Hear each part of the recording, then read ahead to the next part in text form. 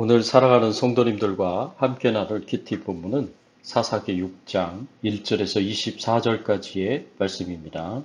오늘 본문에서 집중적으로 살펴볼 말씀은 3절에서 6절까지, 12절에서 14절까지의 말씀과 16절 말씀입니다.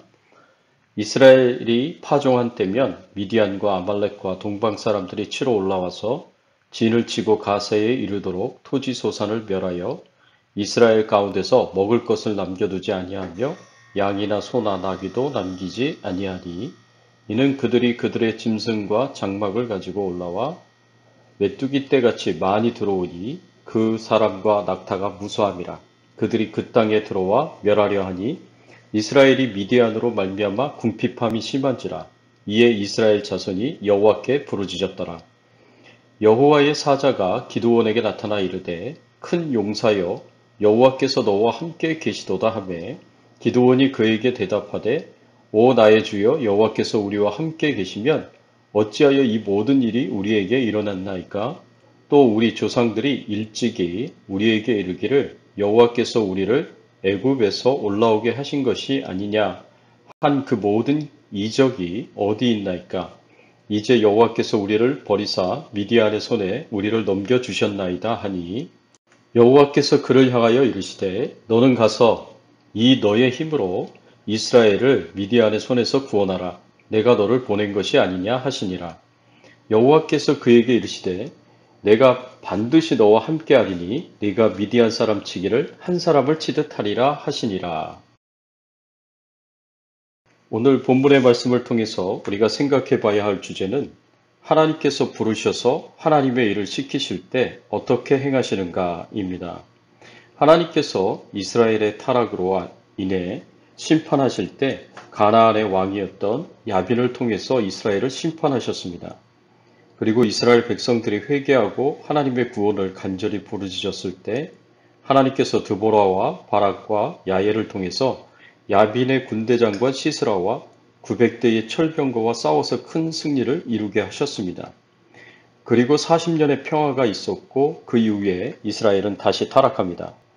이스라엘 백성들이 이전에 겪었던 하나님의 심판의 고통을 잊어버리고 다시 우상 숭배로 불순종하는 타락한 삶으로 돌아갔습니다. 그래서 하나님께서 이번에는 미디안을 통해서 이스라엘 백성들을 징계하십니다. 하나님께서는 하나님의 백성들이 하나님을 떠나 불순종하고 타락하게 되었을 때 인생 채찍과 사랑 막대기로 징계하십니다. 다윗 언약 때 다윗의 왕위가 영원할 것이라고 말씀하시면서 다윗의 후손들 중에 하나님을 떠나 불순종하고 타락하게 되면 하나님께서 인생 채찍과 사람의 매로 징계하시겠다고 말씀하십니다. 사무엘하 7장 14절의 말씀에 보면 나는 그에게 아버지가 되고 그는 내게 아들이 되리니 그가 만일 죄를 범하면 내가 사람의 매와 인생의 채찍으로 징계하려니와. 하나님께서 불순종하는 이스라엘 백성들에게 미디안이라는 사람 막대기와 기근이라는 인생 채찍으로 징계하십니다. 7년간 미디안은 수많은 군대를 이끌고 들어와 이스라엘을 심하게 약탈하여서 먹을 것이 남지 않도록 하였습니다. 그래서 본문 6장 4절 6절의 말씀에 보면 진을 치고 가세에 이르도록 토지 소산을 멸하여 이스라엘 가운데 먹을 것을 남겨두지 아니하며 양이나 소나 나귀도 남기지 아니하니 이스라엘이 미디안으로 말미암아 궁핍함이 심한지라. 이에 이스라엘 자손이 여호와께 부르짖었더라. 7년 동안 모든 토지 소산을 약탈해 가니 이스라엘 백성들은 궁핍함이 심했고 이로 말미암아 고통 중에 하나님께 부르짖었습니다. 하나님께서 이스라엘 백성들의 회개와 부르짖음을 들으시고 기드온을 사사로 세우셔서 이스라엘 백성들을 구원하십니다. 이렇게 하나님께서 기드온을 부르셔서 이스라엘을 구원하라는 하나님의 일을 시킬 때 어떻게 행하십니까? 하나님께서 연약한 자도 큰 용사가 되게 하시고 능력을 주셔서 불가능이 없게 하십니다. 하나님께서 하나님의 일을 하라고 부르실 때 연약한 자도 큰 용사가 되게 하십니다. 12절의 말씀에 보면 여호와의 사자가 기드온에게 나타나 이르되 큰 용사여 여호와께서 너와 함께 계시도다 하매 하나님께서 사자를 보내셔서 기드온을 부르실 때 기드온을 향하여 큰 용사여라고 부르십니다. 그런데 사실 하나님께서 기드온을 향하여 큰 용사라고 부르기에는 좀 무리가 있는 것이 아닌가 하는 생각이 듭니다. 왜냐하면 기드온은 사실 겁장이라고 볼 수 있습니다. 11절의 말씀에 보면 기드온이 수확을 한 곡식을 타작하는데 타작 마당에서 하지 못하고 포도주 틀에서 타작하였다고 했습니다. 포도주 틀은 포도를 수확하고 포도를 으깨어서 포도즙을 만들기 위하여 만든 작은 공간이었습니다. 그런데 미디안 군대가 무서워서 미디안 군대가 수확한 것을 빼앗아 갈까봐 두려워서 포도주 틀에 숨어서 곡식을 타작하고 있었습니다. 이런 것을 보면 기드온이 큰 용사라기보다는 겁쟁이에 더 가깝다고 생각해 볼 수 있습니다. 뿐만 아니라 영적으로는 무지한 사람이었습니다. 영적인 전사라면 큰 용사라고 볼 수 있지만 사실 기드온은 영적으로도 무지한 사람이었습니다.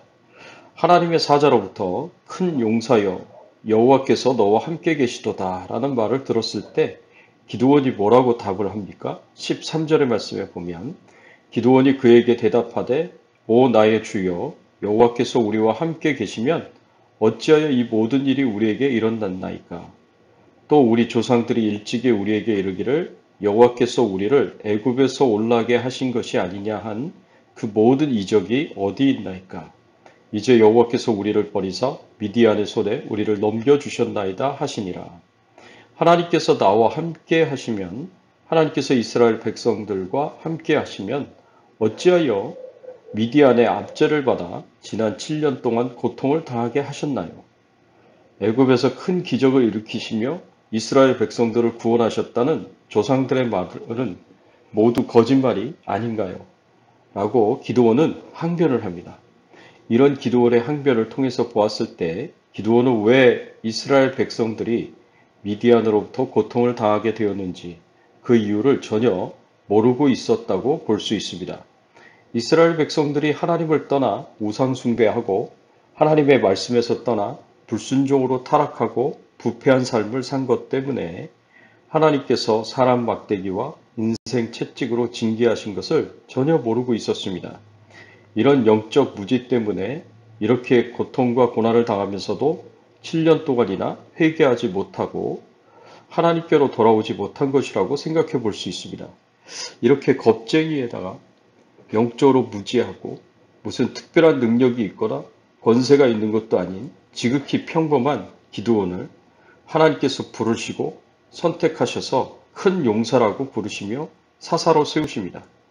큰 용사라는 하나님의 평가 인정은 기드온에게 맞지 않은 것으로 생각할 수 있지만 하나님께서 기드온이 정말 큰 용사이기 때문에 이렇게 부르신 것이 아니라고 볼 수 있습니다. 하나님께서 기드온에게 큰 용사라고 부르신 것은 지금 현재 그렇기 때문이 아니라 앞으로 그렇게 될 것이기 때문에 큰 용사라고 부르신 것입니다. 하나님께서 지금 겁장이고 영적으로 무지한 자이고 뭐 하나 내세울 것이 전혀 없는 지극히 평범한 사람이지만 앞으로 하나님의 큰 일을 감당하는 큰 용사가 될 수 있을 것이기 때문에 큰 용사라고 부르신 것입니다.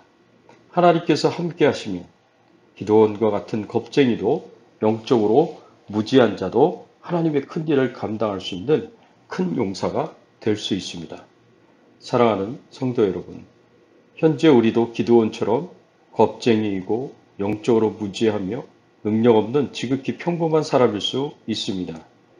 그러나 하나님께서 하나님의 뜻을 이루기 위하여 우리를 부르시고 사명을 주실 때에는 반드시 우리와 함께 하셔서 우리로 하나님의 큰 일을 감당할 수 있는 큰 용사가 되게 하십니다. 이것을 믿으시기 바랍니다. 또 하나님께서 사람을 부르셔서 하나님의 일을 하실 때에는 능력을 주셔서 불가능이 없게 하십니다. 14절의 말씀에 보면 여호와께서 그를 향하여 이르시되 너는 가서 이 너의 힘으로 이스라엘을 미디안의 손에서 구원하라. 내가 너를 보낸 것이 아니냐 하시니라. 하나님께서 기드온에게 너는 가서 이 너의 힘으로 이스라엘을 미디안 손에서 구원하라고 말씀하십니다. 여기서 너의 힘으로 구원하라는 하나님의 말씀이 기드온에게 무슨 큰 능력이 있어서 그 능력을 사용해서 이스라엘을 구원하라고 말씀하신 것처럼 보입니다.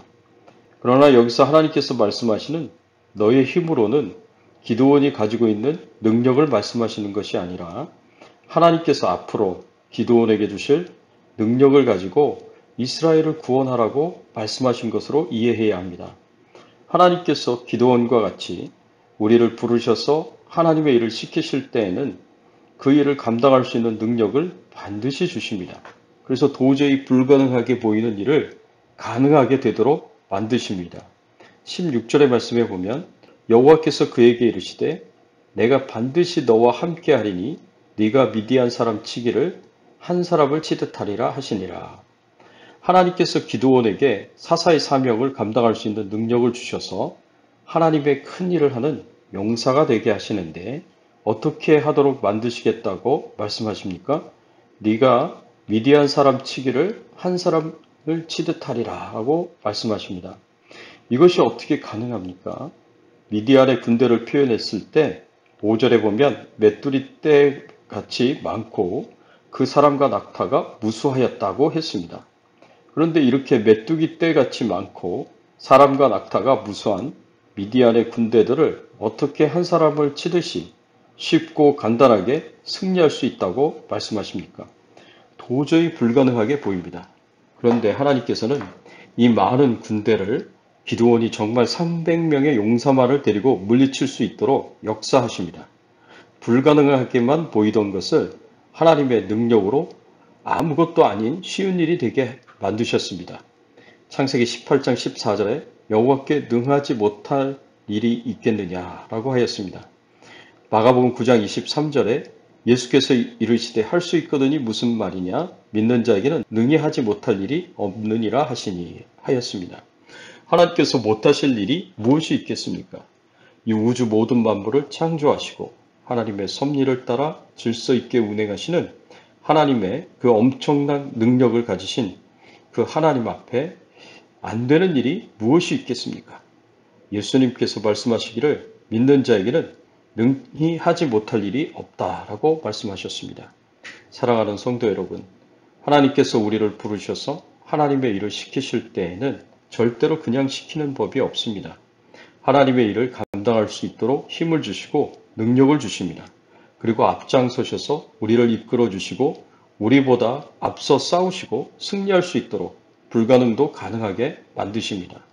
우리가 보기에는 너무나 어려운 일인데 이 어려운 일을 쉽게 만드시고 안 되는 일을 되게 만드십니다. 우리의 인생 가운데 하나님을 위하여 하는 모든 봉사에 하나님께서 함께하여 주셔서 기드온에게 하셨던 것처럼 우리의 인생 가운데서도 역사하여 주셔서 보잘것없는 평범한 인생이 하나님 앞에서 하나님의 일을 감당하는 큰 용사가 되는 축복이 있기를 예수님의 이름으로 축원합니다. 함께 기도하겠습니다. 하나님 감사합니다. 하나님께서 부르셔서 하나님의 일을 시키실 때 하나님께서는 연약한 자도 큰 용사가 되게 해주시고 또 능력을 주셔서 불가능이 없도록 만드신다는 것을 오늘 말씀을 통해서 알게 하시고 깨닫게 하여 주시니 감사를 드립니다. 하나님, 저희들이 하나님의 말씀대로 주의 뜻에 순종하며 살아갈 때에 하나님, 연약한 저희도 큰 용사가 되게 하시고 영적인 전사가 되게 하시고 우리에게 능력을 주시고 또 은사를 주시고 재능을 주셔서 능히 하나님 나라의 사명을 감당하여 불가능한 것이 없도록 하나님 저희들을 사용하여 주시옵소서. 하나님 저희들의 심령 가운데 성령으로 충만하게 하시고 오늘도 주님과 동행하며 살게 하여 주시옵시고 성령 충만하여서 기쁨으로 즐거움으로 하나님의 뜻을 행하며 살게 하여 주시옵소서. 코로나19 바이러스로부터 저희들을 안전하게 하시고 저희들의 생업을 지켜주시고 질병 중에 연약한 가운데 있는 성도님들을 치료하시고 회복시켜 주시기를 간절히 소원하오며 예수 그리스도의 이름으로 기도드리옵나이다. 아멘.